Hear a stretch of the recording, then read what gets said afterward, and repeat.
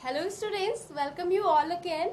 And सबसे पहले तो उन सारे बच्चों को बहुत सारा कॉन्ग्रेचुलेशन जिनका कल रिजल्ट था बोर्ड का, और 10th और 12th के बच्चे बहुत अच्छे मार्क्स आपने गेन किए हैं।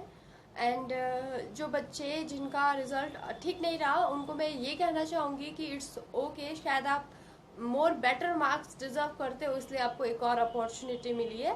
तो कोई बात नहीं, आप इस ईयर ज़्यादा मेहनत कीजिए और उनसे बेटर मार्क्स आप डिजर्व करते हो।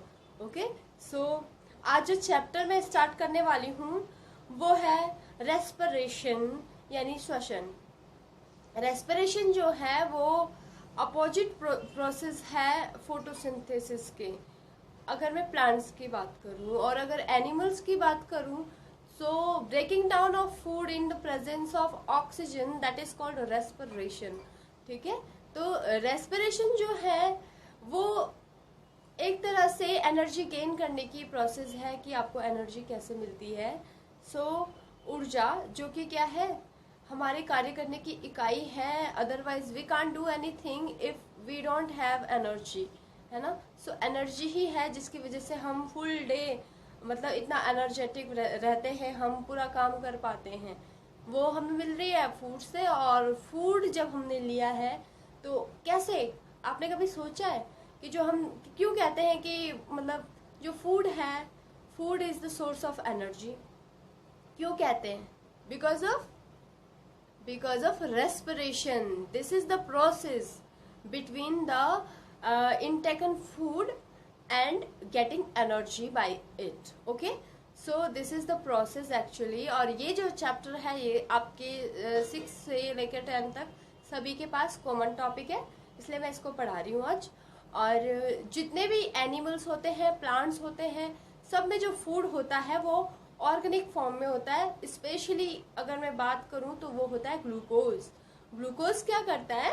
Break down of glucose. Glucose क्या करता है? टूटता है। किसके प्रेजेंस में? ऑक्सीजन के प्रेजेंस में। और जब ये ग्लूकोज टूटता है ऑक्सीजन की प्रेजेंस में, सो फॉर्म होता है एक तो कार्बन डाइऑक्साइड जो कि बाहर निकल जाती है। ठीक है, उसके बाद फूड में जो एक्स्ट्रा मटेरियल होता है यानी एक्स्ट्रा जो वाटर होता है वो एक मॉलिक्यूल उसका भी निकलता है, और इसके अलावा निकलती है एनर्जी।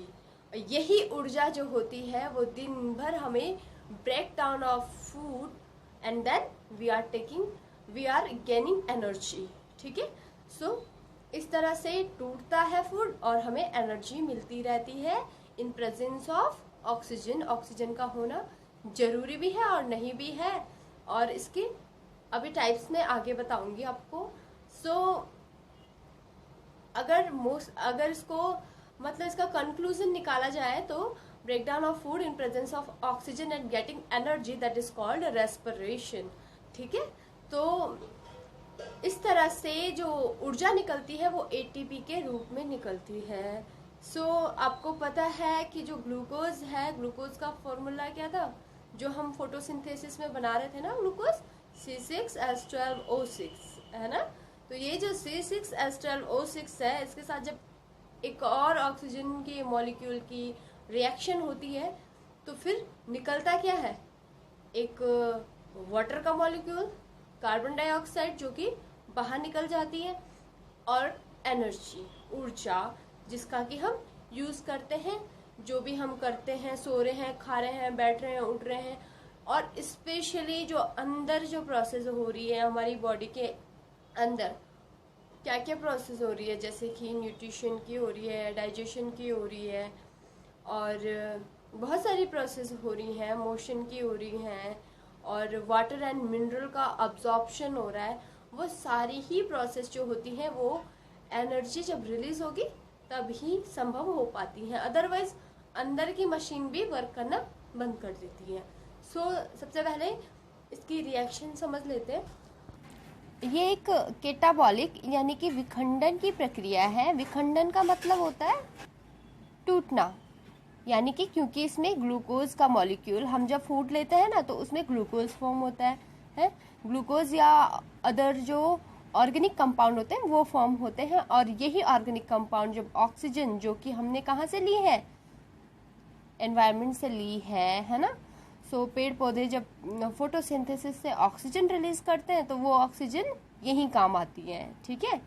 तो ये जो ग्लूकोज है, ग्लूकोज का फॉर्मूला होता है C6H12O6।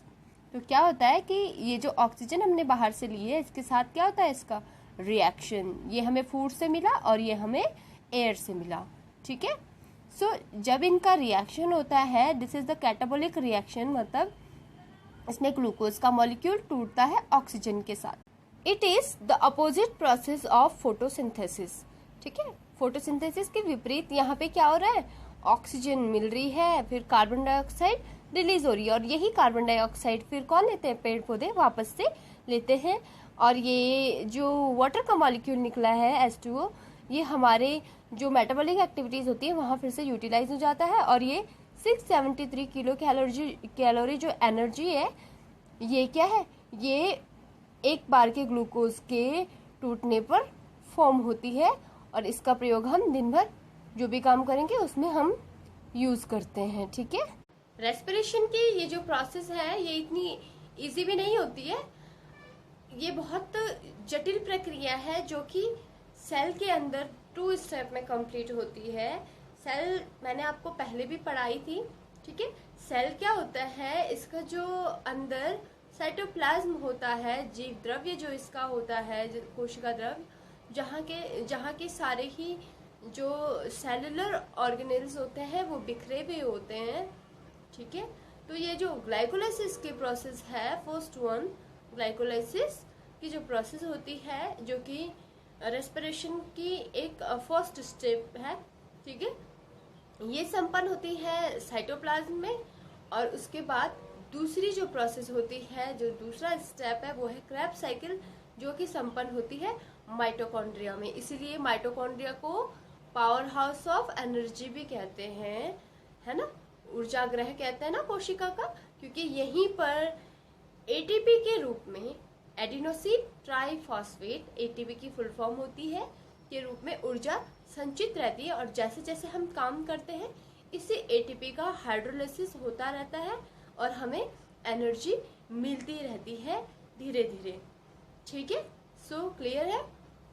इसके अलावा जो रेस्पिरेशन होता है वो 2 टाइप्स का होता है। एक तो होता है ऑक्सी, ठीक है, यानी एरोबिक, ऑक्सी भी कह सकते हैं, एरोबिक भी कह सकते हैं। एयर का मतलब सीधे सीधे ऑक्सीजन से लेते हैं, ठीक है। तो जो एरोबिक रेस्पिरेशन होता है, इसमें ऑक्सीजन की प्रेजेंस होती है, जैसे कि हम में एरोबिक रेस्पिरेशन होता है, पेड़ पौधों में एरोबिक रेस्पिरेशन होता है। इसमें क्या होता है, ग्लूकोज टूटा, जो मैंने अभी आपको रिएक्शन बताई थी, इसमें ज़्यादा एनर्जी रिलीज होती है इन एरोबिक की अपेक्षा, ठीक है। और इस तरह से ये जो प्रोसेस मैंने आगे बताई थी आपको, जो समीकरण बताई थी, वो एरोबिक रेस्पिरेशन की ही समीकरण थी।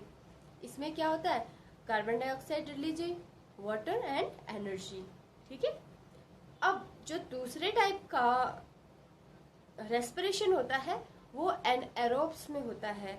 हम तो ऑक्सीजन लेते हैं ना, इसलिए हम में एरोबिक रेस्पिरेशन होता है। लेकिन कुछ पौधे या जंतु ऐसे भी होते हैं जो ऑक्सीजन नहीं लेते हैं, तो इनमें क्या होता है, इनमें एनएरोबिक रेस्पिरेशन होता है ऑक्सीजन की अब्सेंस में, ठीक है। तो ऑक्सीजन ही नहीं है, अभी मैंने डेफिनेशन बताई थी, इन द प्रेजेंस ऑफ ऑक्सीजन, तो ऑक्सीजन ही नहीं है तो फिर क्या होगा, तो इसमें क्या होता है, एथिल एल्कोहल फॉर्म होता है, ठीक है। जो एल्कोहल बनती है ना, वो इसी इनएरोबिक रेस्पिरेशन के द्वारा बनती है, ठीक है। इसमें एथिल एल्कोहल बनता है, ठीक है, जो कि अलग अलग मेडिसिन्स में काम आ जाता है ना। और इस तरीके का जो रेस्पिरेशन होता है वो होता है यीस्ट में, म्यूकर में, और बहुत सारे जो एनारोब्स होते हैं, ठीक है, बहुत सारे बैक्टीरियाज भी होते हैं जो एनारोब्स होते हैं, जो ऑक्सीजन नहीं लेते हैं, ठीक है। तो इस तरह से उनमें रेस्पिरेशन की प्रोसेस समाप्त होती है। सो होप सो कि आपको ये चैप्टर बहुत ही अच्छे से समझ आ गया होगा, और इतना ही आपके पास है फिलहाल। सो मैं ये चैप्टर यहीं ख़त्म करती हूँ। Thank you.